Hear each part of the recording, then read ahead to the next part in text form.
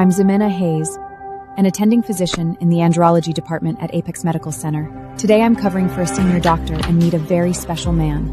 The door is pushed open. A broad-shouldered man in a charcoal suit steps inside. Lie down there and remove your trousers.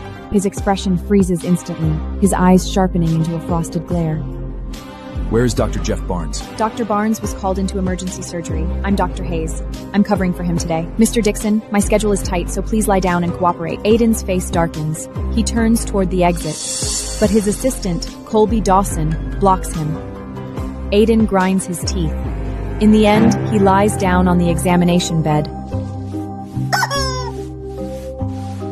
Relax. Remaining tense will interfere with the results. I begin the examination, starting my routine questioning. Do you keep a consistent daily routine? Yes. Do you experience morning erections? Yes. When was your most recent sexual encounter? The consultation room drops into a suffocating hush. Aiden fixes me with a hard stare. I haven't had any. I'm a little surprised. With a face like that and a body like his, he's had no sex life? Looks like he has more issues than I thought. After the examination, I inform Aiden. There may be functional irregularities present. No way. In the end, results speak louder than assumptions. An hour later, Aiden returns with the lab report. As anticipated, Mr. Dixon, the findings indicate mild neurogenic erectile dysfunction. His expression is terrifyingly dark.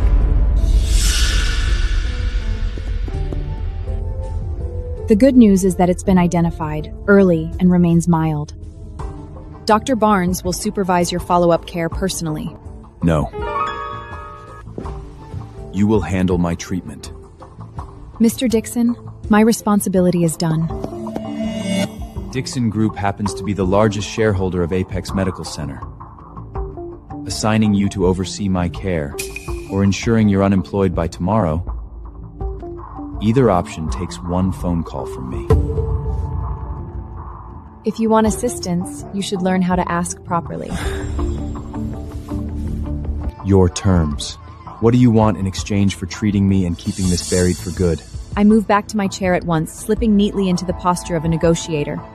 First, my time is extraordinarily precious. My charges won't be modest. Second, safeguarding your privacy calls for further compensation. Spare me the build-up.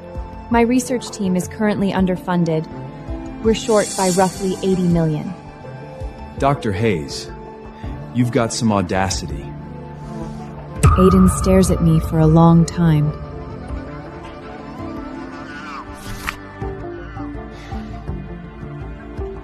Agreed.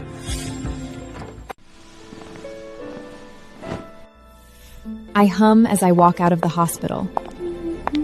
80 million in research funding, solved in the most unbelievable way. But my good mood doesn't last long. My grandmother calls. Ximena, do you have any idea what time it is? How can a young woman like you be out so late every single night? Come home immediately. I sigh. Tonight is going to be another exhausting showdown. 30 minutes later, I arrive at the Hayes mansion.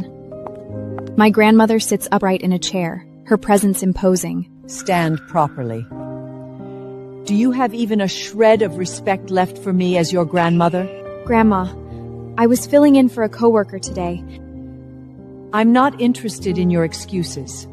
I've already asked an old acquaintance to arrange a suitable match for you. Our family has run businesses for generations, and I already indulged your father when he insisted on becoming a doctor.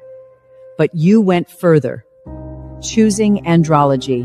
Are you determined to turn us into a joke? Even my parents side with my grandmother, telling me to start a family. Fine, I'll go.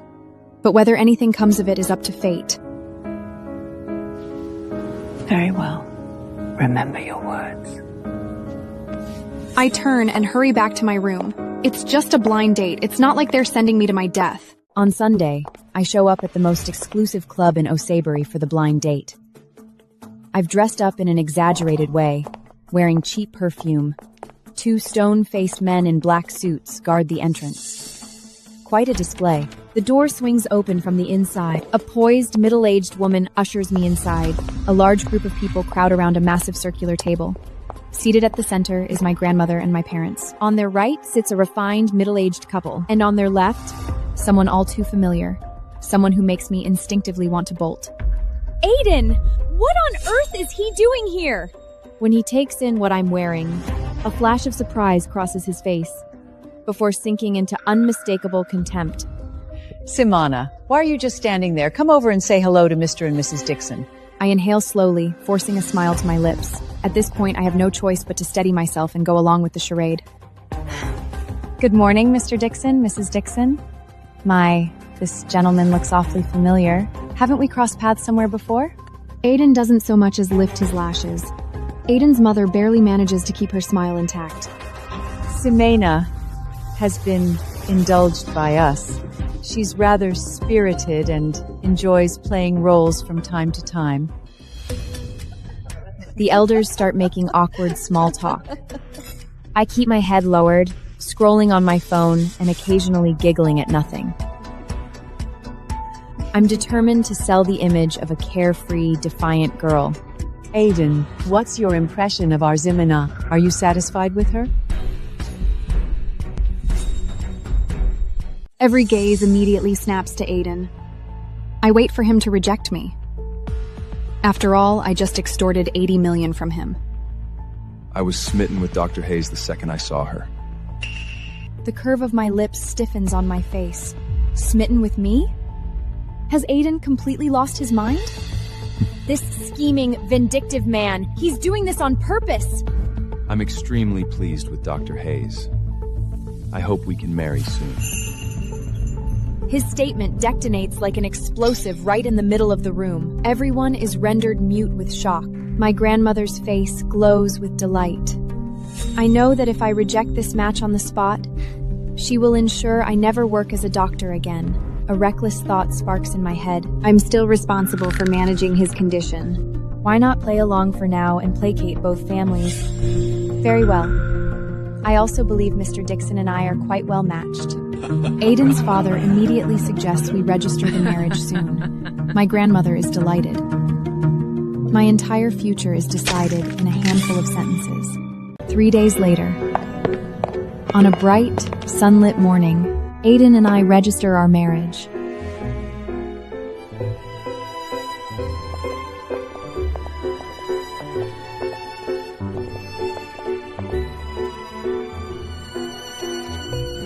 After we get the marriage certificate, Colby hands me a folder.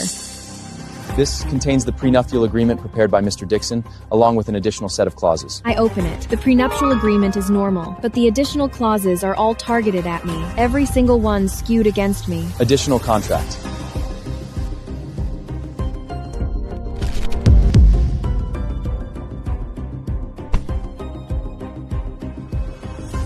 Mr. Dixon, is this what you call sincerity and collaboration? Dr. Hayes, in this marriage, I am the primary party. I supplied the capital, the laboratory, and resolved your troubles. It's only reasonable that you follow my terms. He's using a provocation tactic. I refuse to back down. Fine. Mr. Dixon, remember this agreement cuts both ways. Whatever you expect from me, you'd better be prepared to deliver yourself.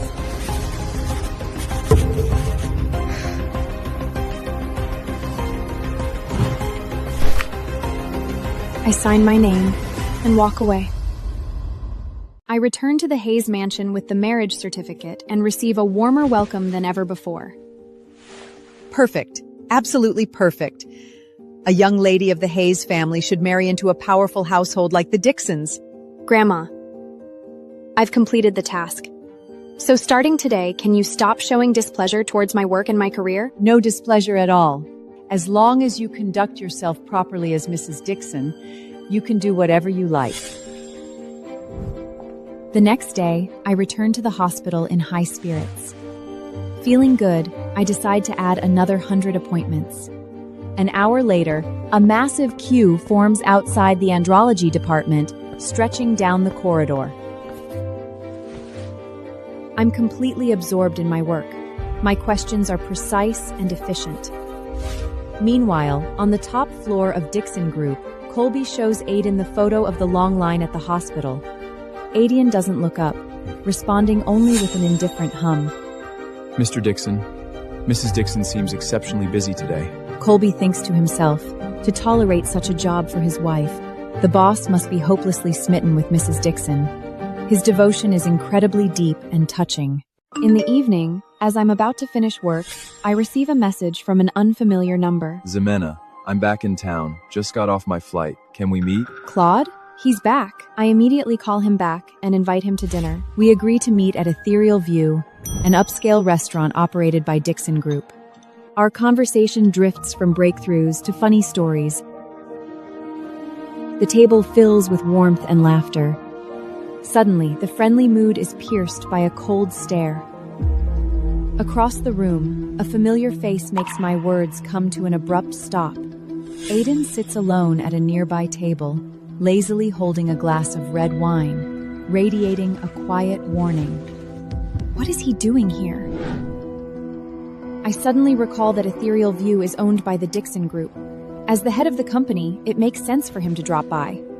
Still, of all moments, he shows up while I'm having dinner with Claude. Aiden refuses to acknowledge my presence. Since he chooses to ignore me, I am more than willing to act like strangers as well. Just as we are on the verge of leaving, someone rushes in. Colby notices me seated nearby. Mrs. Dixon. I wish I could dash over and cover Colby's mouth. The atmosphere congeals. Claude stares at me, his expression riddled with disbelief. Mrs. Dixon? After addressing me, Colby promptly crosses over to Aiden and reports with deference. Mr. Dixon, I've brought the documents you asked for. Aiden doesn't even bother to raise his lashes. My anger flares instantly. I know Colby is acting under Aiden's orders. That scheming, vindictive man. Claude's gaze bounces between me and Aiden several times. He recognizes the tycoon at once. Ximena, that gentleman over here, he... At this point, feigning ignorance is no longer possible. I force a smile. Claude, this is Mr. Aiden Dixon, the CEO of Dixon Group. I intentionally sidestep any mention of my connection to Aiden, but Aiden has no intention of indulging me. He rises, straightening the collar of his suit as he strides toward me. He casually holds my shoulders. It's late. I should be taking my wife home. Aiden is sealing my role as his wife before Claude. I murmur a warning. Aiden, don't go too far. Mrs. Dixon, remember what we agreed on. I grind my teeth in anger. Claude, this is my husband, Aiden Dixon. Claude's disappointment is impossible to conceal. He forces a smile and walks away. What was meant to be a warm reunion has been completely spoiled by Aiden's interference. I prepare to leave on my own. Aiden catches my wrist. Where do you think you're going? Home. I'll drive you. He hauls me into the car. My restrained fury bursts loose. Aiden! What do you actually want? Do you really think you own me just because you have leverage? Believe me, I won't hesitate to reveal everything you're hiding. I clamp my hands around his neck, but he shows no reaction at all. He watches me calmly. I understand I have crossed a line. In this battle with Aiden, I have lost my composure for the first time. Is that man someone from your past, Dr. Hayes? That's none of your concern. He's an old friend from med school, someone I hold in high regard. Our agreement does not extend to my friendships or my personal life. His expression finally shifts. He coldly tells the driver to go. Neither of us speaks again for the entire ride. The next evening is the Dixon family dinner. Aiden comes to pick me up.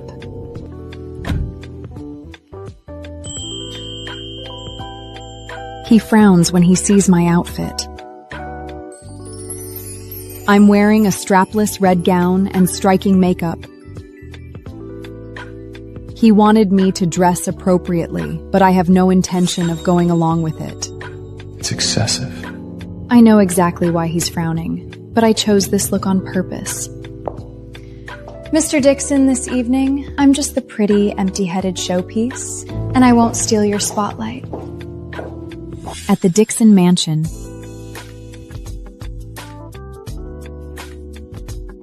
I see Cassie Robinson, Aiden's childhood friend.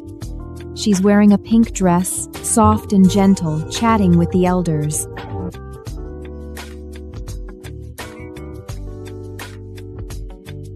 She looks at me with contempt and envy. When dinner starts, Cassie deliberately steers the conversation towards my job. I heard that Ximena works in the andrology department at Apex Medical Center. The moment those words land, the mood tightens. A few of the younger ones fail to hold back their quiet laughter. A woman in that line of work, to them, is laughable. Contrary to expectations, I neither lash out nor shrink away.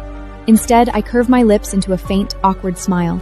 It wasn't my first choice, but my parents said this field offers stable prospects.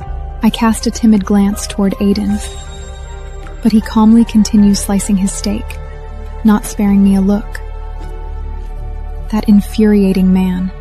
Is he truly going to abandon me to face this alone? Suddenly, Hugh brings his cutlery against the plate. The sharp clang freezes the entire room. Hugh's piercing gaze sweeps across the table before stopping on Cassie. What's so disgraceful about being an andrology doctor? Healing the sick, saving lives? What part of that deserves ridicule? Cassie's face flushes crimson. Who do you think you are to pass judgment? Hugh is defending me. He then turns his attention to Aiden, reproaching him for letting people trample over me. Just then, an elderly man named Kevin Dixon, seated beside Hugh, suddenly goes ashen, clutching at his chest. He slips from his chair. The room erupts into chaos. Casey stumbles backward in fear. I immediately rush forward. Everyone move back! Lay him down flat on the floor. I crouch down to examine Kevin. Acute myocardial infarction with ventricular fibrillation. The ambulance is 10 minutes away. That's far too long. I take a deep breath, clench my fist, and bring it down on his chest with full force. A heavy, muffled thump rings through the otherwise silent room. Someone screams. Several people reflexively shut their eyes. What do you think you're doing? Have you lost your mind? He's already like this, and you're still laying hands on him? I completely ignore the noise around me. In the very next second, something unbelievable happens. Kevin's violently convulsing body gives a sharp jolt, and then slowly goes still. His frantic gasps even out, and a hint of color gradually returns to his once purple lips. The room plunges into absolute silence. Every single person stares at me in disbelief. The Dixon family's medical team bursts in. The chief physician freezes when he sees Kevin lying there, breathing evenly. He immediately begins examining Kevin. The longer he checks, the more baffled he becomes. A normal rhythm? The fictration is gone? This is impossible. Without a defibrillator? His eyes land on a faint reddish mark on Kevin's chest. He snaps his head up toward the room. Who treated the patient just now? Who intervened without any medical equipment? Cassie's eyes light up. She hurries forward first, pointing at me. It was Ximena. We were all terrified, but she suddenly rushed over and slammed her fist into Kevin's chest. Dr. Gomez, he'll be all right, won't he? In an instant, tension grips the room. Countless complicated looks shift towards Aiden. I couldn't care less about the ridiculous accusations from that foolish woman, Casey. I help Kevin up and seat him in the chair. The doctor fixes me with a doubtful stare. That strike just now, was that your doing? Yes, I did it. Your brother pulled through! It was this young lady who saved him! Cassie's face goes rigid. Mr. Kevin Dixon was experiencing a sudden heart attack, complicated by ventricular fibrillation. His heart had already ceased beating. What she performed was the most drastic emergency measure there is, a precordial strike. Without this young lady's swift and flawless intervention, by the time we arrived, he would not have survived. Every stare swings back to me. Only then do they understand that the woman they dismissed as merely a pretty face is unmistakably someone with competence.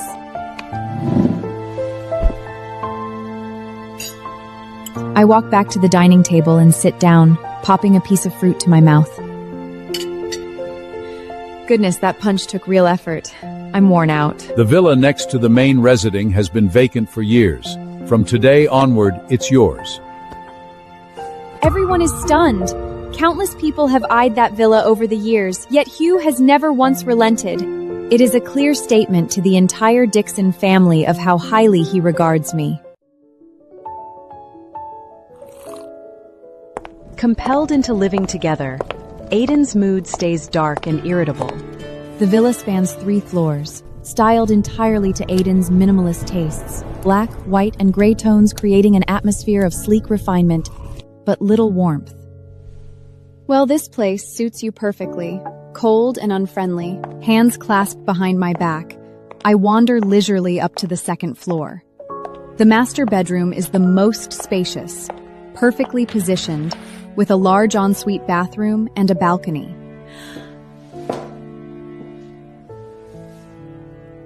I'm taking this one.